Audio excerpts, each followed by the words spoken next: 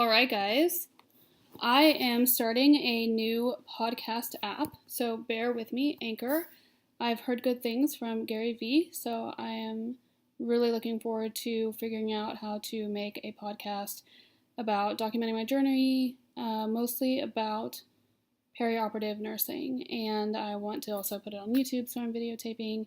And I just really want this to be more vlog, podcasting, blog format about little things that I witness in the operating room and how to be a better perioperative nurse. And really, that boils down to how to be a better person, unless you're talking about technical skills and things that we do.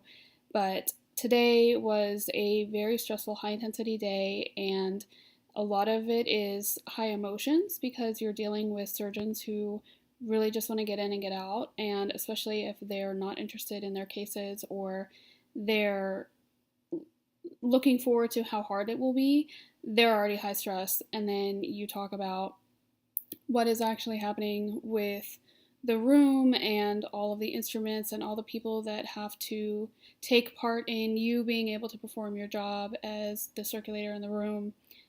Fortunately, today I had a really good scrub tech partner, and I had a really good anesthesia team that was communicative.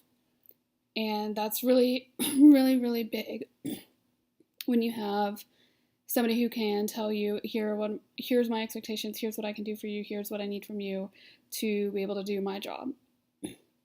So what I really wanted to talk about today was empathy. Is empathy. And I think that I like to discuss the human, emotional, intelligence aspect of my job a lot more than anything else, because that is where you are good or you are great. And we all want to be great. And our patients deserve great. So when you notice a patient tearing up and crying, stop asking your questions. Comfort them. That's what you're there for. You are a nurse first. You got perioperative training afterwards, and by all means, you need to be there for that patient the way that you need to be there for them. But if you aren't empathetic and caring and compassionate and able to really help them through this difficult time, then you're just a nurse. And I want you to be a great perioperative nurse. So one little piece that I wanted to talk about today is actually the empathy for the surgeons, because they don't want to be operating all night. And even in my hospital, where we're not all stuck to the case end, because we do have people that come in for other shifts and basically finish and clean up our messes at the end of our shifts, the surgeons don't have that.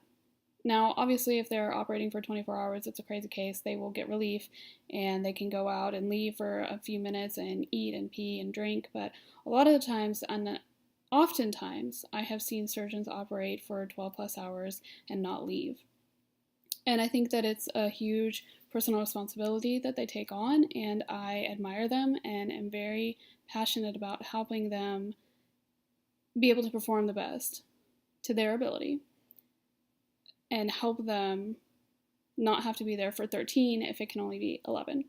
So one of the things that I did today was I asked to switch rooms so we wouldn't have to wait for turnover.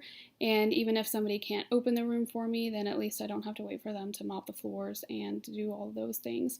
And that should theoretically shave off 10 minutes of turnover time.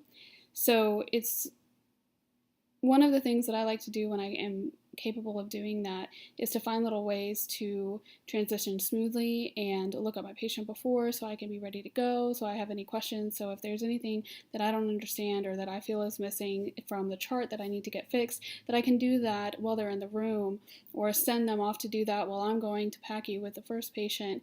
And, sometimes you aren't capable of doing that. Sometimes the case is really quick. Sometimes, there are other delays that you are not in control of. But when you show people that you are really empathetic to their situation, then they are willing to give you what you need. And the communication is key.